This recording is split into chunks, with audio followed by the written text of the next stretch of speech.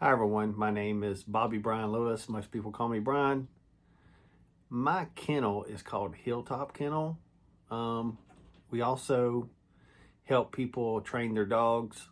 I'm getting a lot of requests to help people train dogs, so I figured it might be easier to post some videos on YouTube. What we need is for people to subscribe and like the videos, comment, ask questions, and that way it will help support the channel. Some of our first videos I'm going to be talking about is the here video. If your dog cannot come to you when you ask your dog to come to you, that's going to be a problem. It's a safety problem.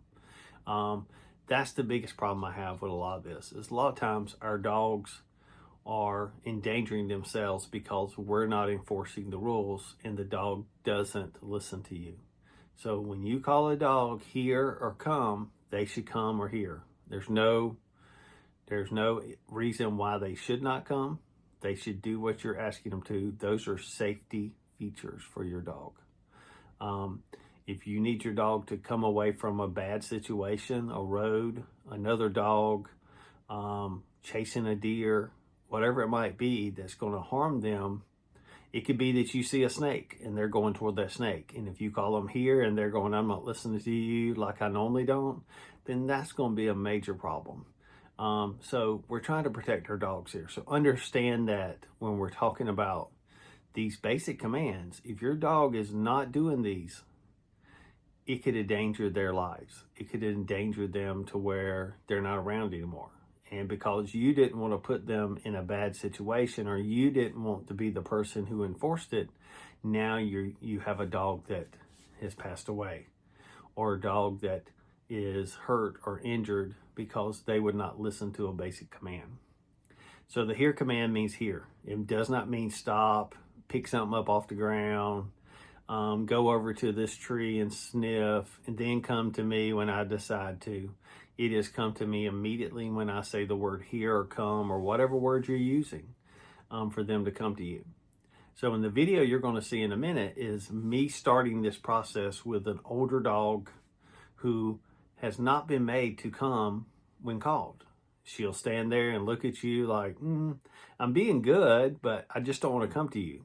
So in this video, I want you to notice that I start out with a check cord, a leash, a long line, whatever you might have. Always keep them on that too for safety purposes. We don't want them to be running freely and you not having control, because when you say the word, you need to be able to enforce it. And what I really want to do once we say the word is not say it again. But you're going to hear me say it over and over again at the beginning because I want them to put that word with the command. Eventually, though, I'm going to say it once, and that means you need to do it. But I'm going to give, when I say here, here, here, that's telling the dog, trying to reinforce that word, that you come to me when I say that. Next time, I'm only going to say it once. So the same sort of thing applies with other commands that we're going to be talking about during our video series. One thing that I really want you to pay close attention to is timing. Timing is everything when training a dog. A dog is, if you tell me the word here right now and I don't come to you, then let's say that you stimulate me with the e-collar and it's a minute later, I don't know why you stimulated me. I don't know why you've asked me to do this and why all of a sudden I got stimulated, because it's already passed. Timing is very important. So in the video, you're going to see when I call the dog here, I'm going to vibrate the dog. Vibrate, vibrate, vibrate continuously until they turn and start coming to me. A lot of times I will vibrate them till they get all the way to me and take the treat out of my hand. As they get better, I will vibrate them until they turn and start heading toward me, and that releases the vibration. Now, reason why that's so important is you're letting the dog be in control of the training. Example being, if I grab you by your arm and pull you toward me and you start walking toward me and I let it go, now you have the freedom to continue to walk toward me. If I need to, I can pull you all the way to where I want you to go by grabbing your arm. That is the continuous vibration or the e-collar use.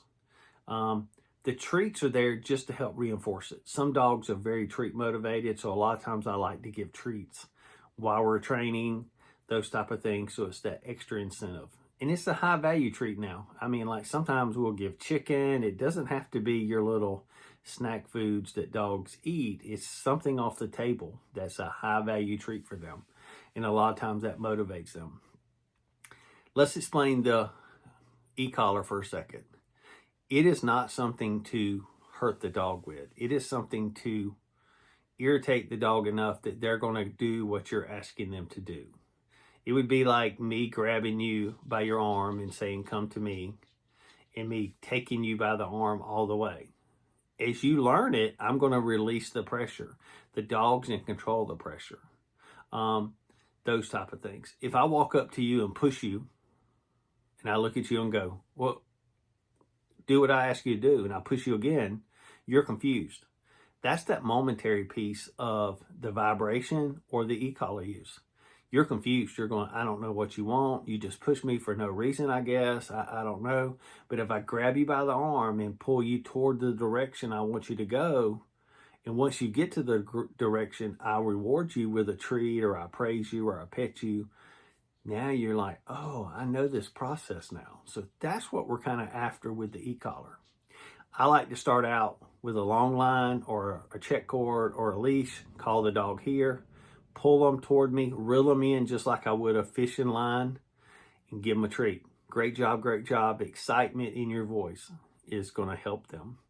Do it again, do it again, do it again. Once we've done this repeatedly, maybe 2 or 3 days in a row, if we can do many sessions throughout the day.